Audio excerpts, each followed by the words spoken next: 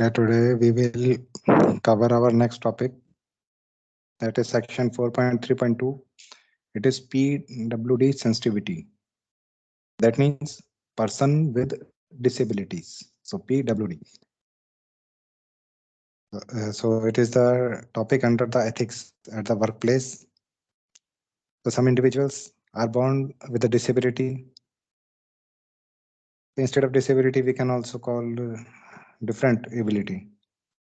Okay, while others may become disabled due to some accident, some illness, okay, or age with the increasing age. Because of people with disabilities may have one or more areas in which their functioning is affected. Okay, maybe in some areas their performance may be not uh, as required, but only in some areas. It doesn't mean that in every field they won't be able to perform good. Okay, so some one field could be affected.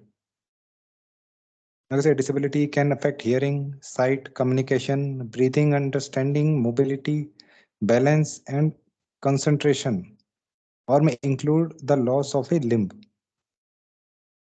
Okay, so disability that may contribute to how a person feels, and it also affects their mental health. Again, now the important terms under this PwD sensitivity, so persons with disabilities. So the disability percent as specified in the medical certificate, that should not be less than 40%. Okay, then the types of disabilities. So visually, that could be either totally visually impaired or less uh, this vision. Then leprosy, that cured. Hearing impairment, locomotive disability, not able to move, walk from one place to another. That is also under the type of this disability. Then mental retardation and mental illness. So PwD sensitivity promotes empathy, etiquette, and equal participation of individuals and organizations while working with individuals with a disability. Okay, like the sensory, physical, or intellectual. So ways to be PwD sensitive. So for that to be PwD sensitive, one should be respectful to all persons with disability and communicate in a way that reflects PwD sensitivity. The communication should be as per the person there, the disabled person. He should be given respect. Okay, and next he should be supportive and kind towards PwD with their daily course. So we should help. In some field, they don't need support in every field. In some field, which a person needs support. So we should be supportive in that case. So be ready to assist PwD to help them avail of any benefit, livelihood, opportunity, training, or any kind that helps them grow. And encourage and try to make things easier and accessible to PwD so that they can work without or with minimum help. Give them help if they need, in that case, then give them help. Encourage them. Then protest where feasible and report any wrong behavior against any of the person, any of the PwD person. Okay, if you like a person, if an employee he's saying something wrong is happening with the PwD person. Okay, some wrong behavior, someone is behaving wrongly or doing some improper act with a PwD person, then same should be reported to the authority. So one should also learn and follow the laws, acts, and policies relevant to PwD. Appropriate verbal communication. As a part of appropriate verbal communication with all genders and PwD, one should talk to all genders and PwD respectfully. Means our behavior, it should reflect respect. So maintaining a normal tone of voice with appropriate politeness.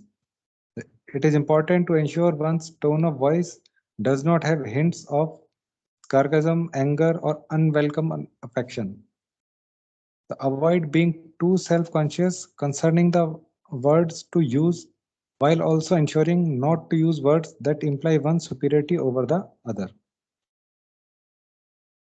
Next, we should not we should make no difference between a PWD and their caretaker.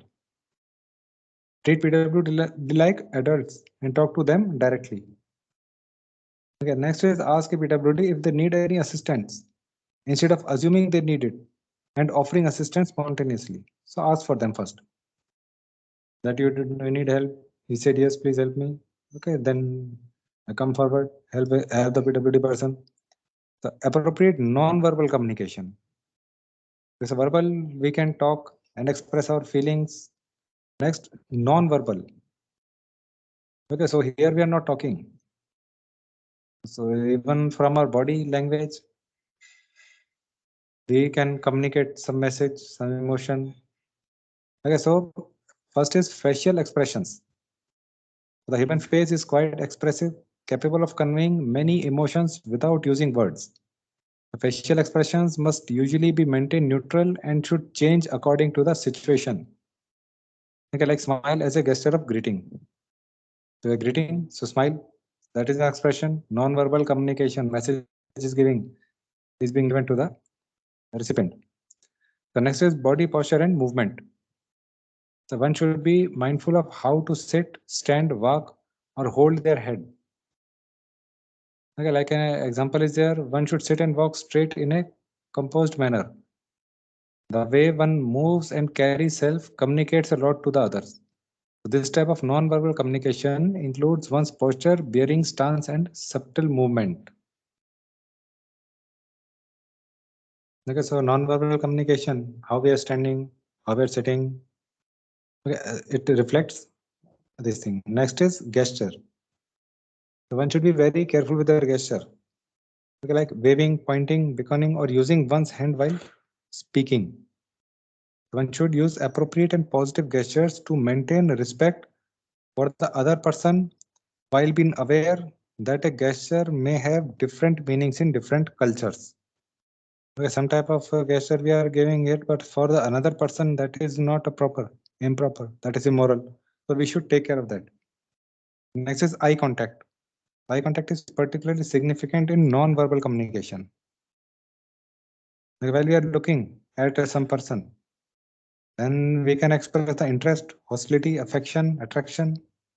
The eye contact is vital for maintaining the flow of conversation and for understanding the other person's interest and response. So one should maintain appropriate eye contact, ensuring not to stare or look over the shoulders. To maintain respect, one should sit or stand at the other person's eye level to make eye contact. The next is touch. So touch is a very sensitive type of non-verbal communication. Okay, some example like handshake, hug, pat. Okay, we are patting the back or head, gripping the arm. So such type of touch. So they through this touch we can express a large number of feelings, encouragement, positive appreciation. Okay, so a firm handshake indicates interest, while a weak handshake indicates the opposite. One should be extra cautious not to touch others inappropriately. Okay, so touch should not also be inappropriate and avoid touching them inadvertently by maintaining a safe distance. Now, rights of PWD.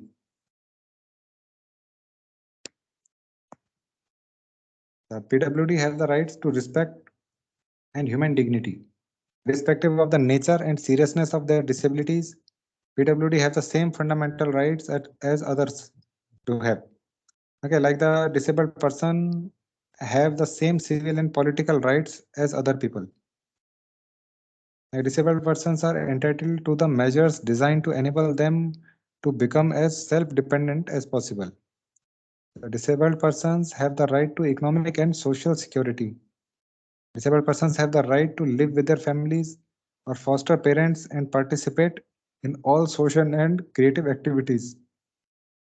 And disabled persons are protected against all exploitation and treatment of discriminatory and abusive nature. So these are the rights, the similar rights which a normal person is having. Same is that with the uh, disabled person. Making workplace PWD friendly. So one should not make PWD feel uncomfortable by giving too little or too much attention. So give them usual attention and normal attention which everyone else is getting. One should use a normal tone while communicating with a PWD and treat them as all others are keeping in their mind their limitations and type of disability. Okay, so normal. We should talk normally. Our tone should be polite, as it is being supposed to be with others as well. So any help should be provided only when asked for by a PWD. Okay, do not, and it is not advisable to involve every time with a PWD person. Yes, I am helping you, but every time I'm helping you. If he is asking for the help, then okay, only then help him. One should help in ensuring the health and well-being of PWD.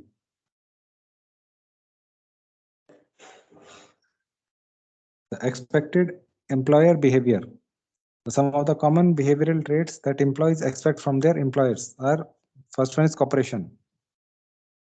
That is expected, yes, from the employer. So no work is successful without cooperation from the employer side. The cooperation helps to understand the job role better and complete it with the given timeline. Okay, next is polite language. It is always welcomed at work. So everyone appreciates polite language. So it is a basic aspect that everybody expects. A positive attitude. Employees with a positive attitude can supervise the work of the employees and act as a helping hand to accomplish the given task. Attitude that should be positive. We should look forward now, not find for not having a negative attitude. Okay, so because positive attitude, we say that with positive attitude, half of the work is already done. The person with a positive attitude looks at the best qualities in other and helps them gain success. The next is unbiased behavior. The employers should always remain fair towards all their employees. One should not adopt practices to favor one employee while neglecting or ignoring the other. This might create animosity among other co-workers if we are neglecting others and favoring one person too much. So that is unbiased behavior. So others will lose trust. It is also demoralizing. It will affect the output or the performance of the worker and the output of the organization. The next is decent behavior. So the employee should never improperly present oneself before the employee. One should always expect each other's presence and behave accordingly. The employee should not speak or act in a manner that may make the employee feel uneasy, insulted, and insecure. It's a behavior that should be decent.